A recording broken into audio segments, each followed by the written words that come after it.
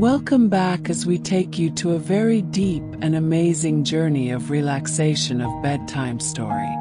Please like and subscribe to the channel so we can get your request on a story you want to listen to. Before we start, make sure you are very comfortable and in a very warm spot. Take a deep breath and make sure to focus your mind entirely on your breathing, forgetting about your worries in this short while, as you get the best treatment you can give your brain. Okay, let's begin. In a quiet village edged by a forest so vast and ancient that even the stars seemed to forget its end, lived a poor woodcutter with his two children, Hansel and Gretel. The days were long, and the nights even longer, especially since their mother had passed and their stepmother had taken over the home with a heart as cold as a frostbitten stone. Food was scarce, and the firewood crackled less and less each night. The woodcutter, though gentle-hearted, was easily swayed by the stern voice of his new wife, who whispered cruel ideas into his ear when the moonlight filtered through the gaps in their wooden shutters. One night, as the children slept beneath a quilt too thin for the chill, the stepmother spoke of leading Hansel and Gretel deep into the woods and leaving them there, claiming it was the only way the four of them could survive the coming winter. Hansel, always alert, overheard the plot and whispered to Gretel beneath the blanket, promising he had a plan.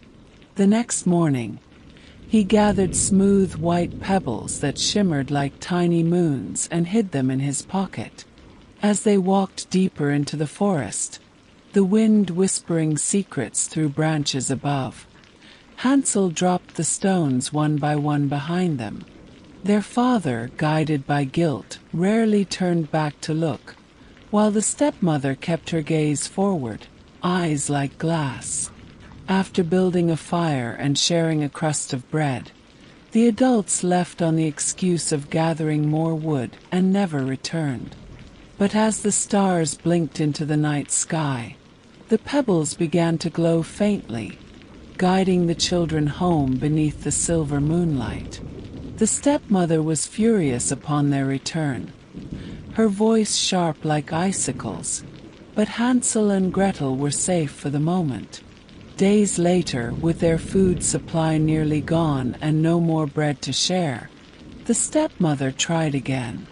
This time, Hansel, unable to find more pebbles, crumbled a piece of stale bread and used the crumbs to mark their path.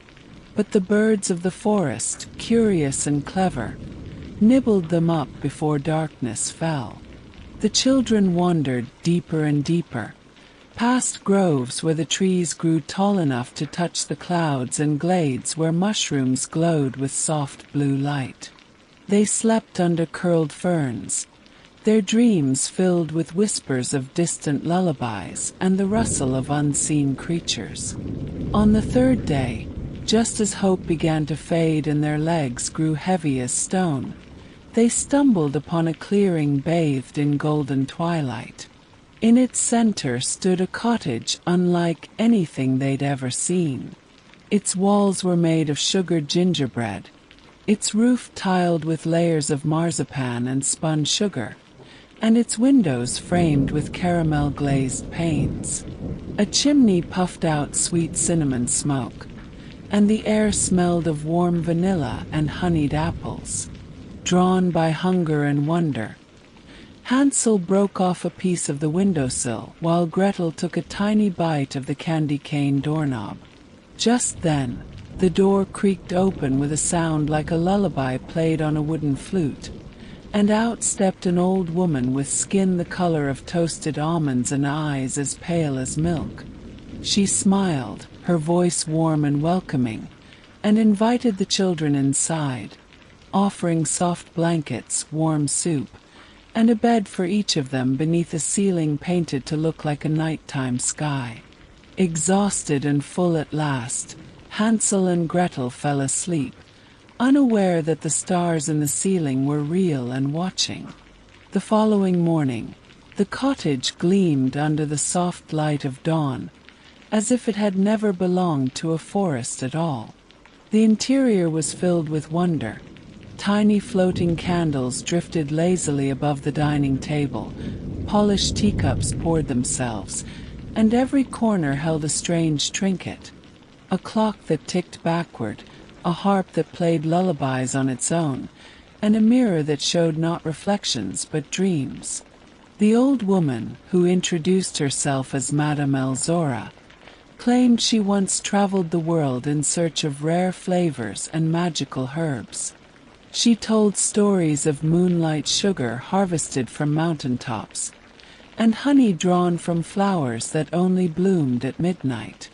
Hansel and Gretel listened in awe, their worries slowly swallowed by the enchantment of the place. But as the days passed, Hansel noticed something odd. Elzora always offered more food to him, pressing sweet pies and roasted fruits into his hands, while Gretel was asked to help with chores, sweeping the sugar-dusted floors or polishing jars filled with shimmering powder. One evening, as the stars blinked into view above their enchanted beds, Gretel heard whispers from the walls, voices that warned her in riddles. Not all candy is kind, not all sweetness is safe, she told Hansel, who laughed it off, his belly full and his eyes glazed with comfort.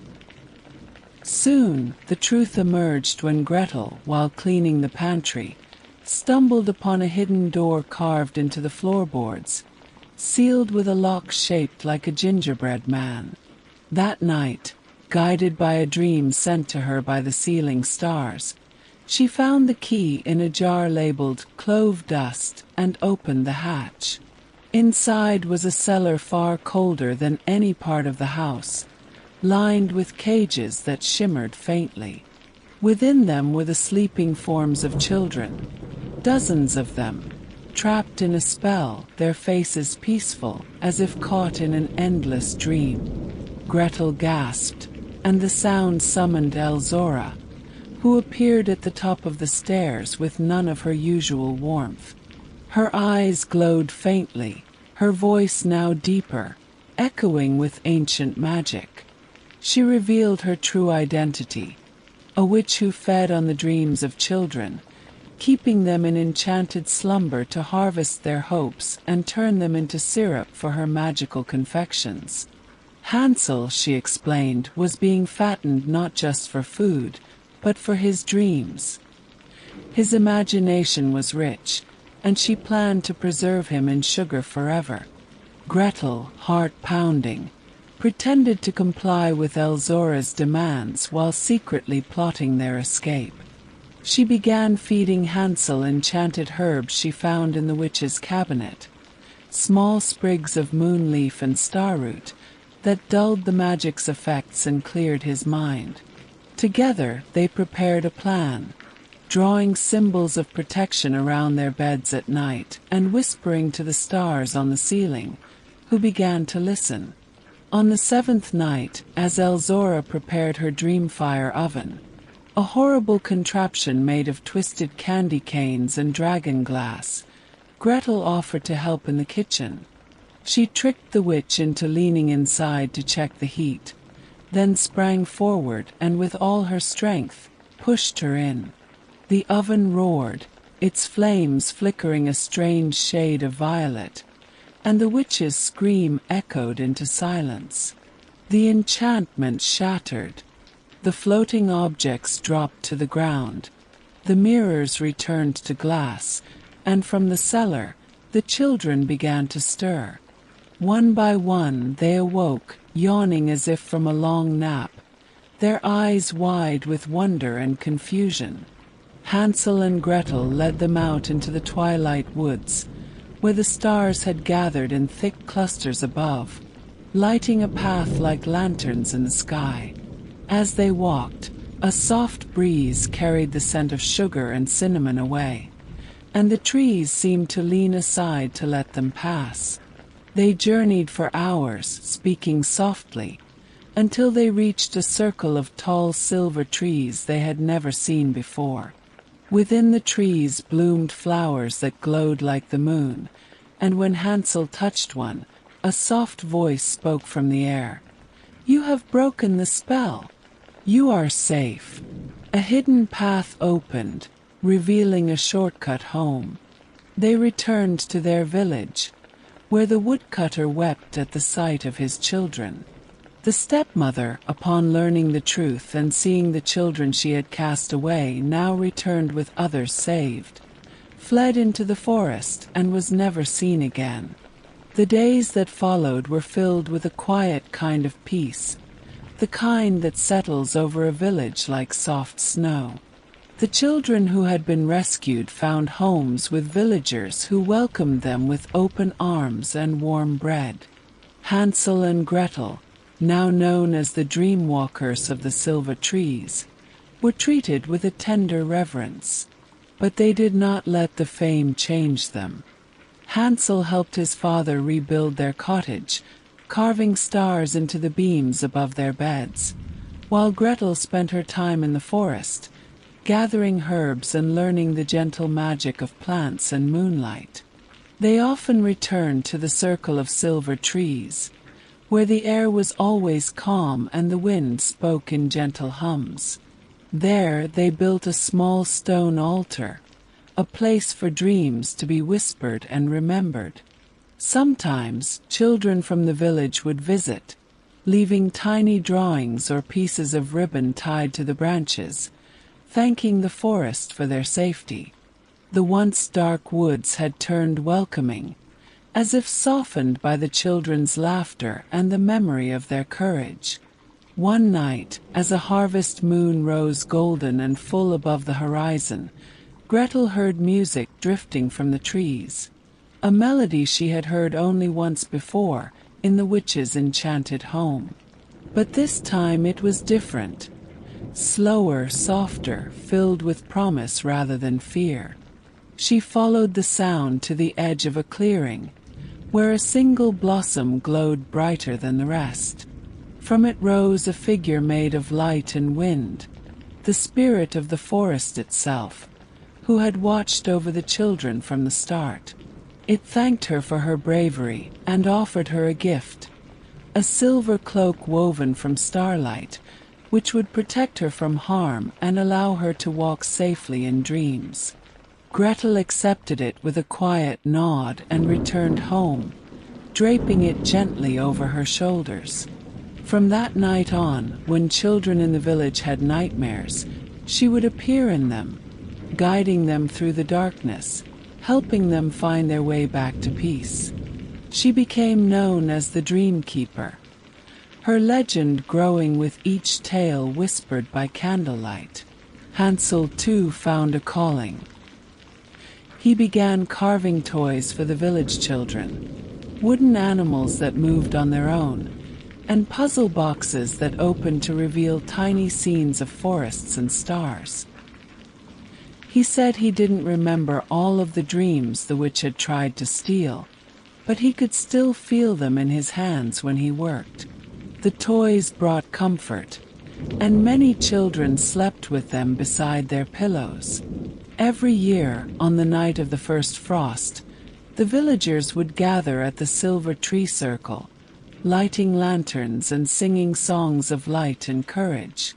Hansel and Gretel, standing hand in hand beneath the moon, would smile and listen, knowing their story had become part of something much greater, a story that would be told again and again, each time a little different, but always ending beneath the stars.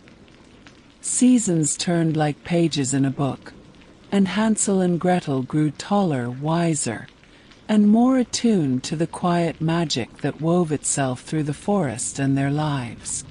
The silver trees, once only a refuge, became a part of their story's breath, roots tangling with the rhythm of their days. One morning, while tending to a circle of moonflowers that only bloomed at twilight, Gretel noticed a shimmer in the dew, a symbol forming in the petals, a spiral etched with stars. She followed its echo into the forest, further than she'd ever gone, until the trees thinned and a lake appeared, a mirror of starlight, perfectly still. At its center floated an island, small and round, upon which a single willow tree grew, its branches trailing into the water like ribbons of silver thread. As she stepped to the edge, the lake parted silently, creating a soft path of light across the water. Gretel, unafraid, followed it barefoot, her cloak of starlight whispering against her shoulders. When she reached the willow, it spoke not in words, but memories, of all the lost children who had wandered the woods, and all those who had never found their way home. The tree asked her to be their guardian, to anchor a sanctuary where no child would ever feel alone again. She promised, laying her hand on its bark, and from that moment, the willow glowed faintly at night, a beacon for dreamers. Meanwhile, Hansel began hearing laughter in the wind, familiar giggles and footsteps that left no prints. One afternoon, while carving a puppet shaped like a fox, he noticed it twitch before he had even finished its tail. Startled but intrigued, he watched as the figure blinked and stretched, its wooden limbs bending like a real creature. It yawned, looked at him with eyes carved from amber, and then leapt off the table, circling him playfully. Hansel laughed, a sound soft and surprised, and realized the forest's magic was no longer just around them, but within them. Encouraged, he created more toys. Tiny owls that blinked and cooed lullabies, wolves that danced in circles, butterflies that glowed in the dark. At night, the toys would gather near the children's altar beneath the silver trees and perform a quiet ballet of light and motion, watched by sleepy eyes and warm blankets. Parents whispered thanks to the forest, and some even began to dream again, dreams colored by hope and wonder, long forgotten in the grind of survival. But not all dreams are gentle. One night, Gretel awoke to find her silver cloak trembling, its threads tightening around her shoulders. The stars on its hem pulsed like lanterns in a storm. She stepped outside and saw the woods shifting, trees bowing away from something unseen, something approaching. The wind carried a scent not of spice or sugar, but of iron and ash. A figure was moving between the trees, a tall man cloaked in shadow, with a lantern that glowed red instead of gold. Wherever he stepped, the grass wilted and the fireflies vanished. The forest spirit, awakened by the disturbance, whispered to Gretel in a hush like falling leaves, "The Dreamtaker walks. He comes for the roots of wonder." Gretel closed her eyes and summoned the stars in her mind, sending out a silent call to Hansel. He arrived moments later, fox puppet perched on his shoulder, both alert and ready. Together they watched the figure from afar, hidden behind a thicket of glowing thistle. The Dreamtaker paused, turned his head as if listening, then disappeared into the mist without a sound. That night, Hansel and Gretel sat beneath the willow tree in the lake, speaking softly of guardianship, of dangers not yet understood, and of how even in a world filled with magic, shadows could still bloom. But they did not fear, they prepared. The days that followed were filled with gathering, of knowledge, of allies, of memories long buried in the soil. Gretel returned to the Willow Island daily, learning to read its dreams, soft pulses of ancient magic that told her of the Dreamtaker's origins. He was once a boy like Hansel, full of light and stories, but he had been lost in a place without stars, a land beyond forgetting. There, his dreams had turned bitter, and he'd become something else, something hollow, driven not by hunger like Elzora, but by emptiness. He didn't eat dreams. He unraveled them. Gretel cried softly for the boy he had once been, and the willow wept with her, its silver leaves falling like feathers onto the lake. She started weaving dream catchers from the fallen threads, hanging them around the village, each one humming with protective enchantments. Children slept sounder, and even nightmares began to fade. Yet still, the forest whispered of the Dreamtaker's return. Hansel, too, was changing. His carvings no longer moved only at night. They began to sing during the day, tiny voices harmonizing with the wind. He started carving from fallen branches of the silver trees, and the toys born of that would held a deeper magic. A lantern that showed dreams when lit, a spinning top that could calm any storm, a flute that summoned birds from silence. One evening, a child who had been mute since the rescue spoke her first word while holding one of Hansel's star carvings. "Safe!" The village wept, and Hansel realized his gift was not just creating comfort. It was healing. He began teaching others, showing them how to listen to wood before carving, how to shape intention into form. Soon, homes were filled with enchanted toys, each one a silent guardian. But the Dreamtaker did return. One cloudless night, as fireflies danced and lullabies floated from open windows, the red lantern flickered once more beyond the trees. This time he did not hide. He entered the village slowly, his footsteps stealing warmth from the ground. But he came not with anger, only silence. He stopped at the silver tree altar, staring at the toys gathered there, at the dream catchers spinning softly in the breeze. Hansel and Gretel stepped forward together, their hearts steady. Gretel raised her hand, her cloak glowing like moonlight, and asked gently, "Why have you come?" The figure lifted his lantern, and within its glass flickered the image of a young boy, laughing, dreaming, fading. "I want to remember," the Dreamtaker said, his voice thin as mist. "But I can't." Gretel stepped closer, placing a hand on his lantern. Hansel removed the fox puppet from his shoulder and offered it. It leapt into the Dreamtaker's arms and curled there, warm and real. The figure fell to his knees, and the lantern cracked. From it poured not fire, but stardust, memories, laughter, the echo of a lullaby. He sobbed, and the forest leaned in, not to judge, but to embrace. The silver trees shimmered, and the willow on the lake sighed in relief. The Dreamtaker was not defeated. He was returned. Peace does not always arrive with trumpets or sunlight.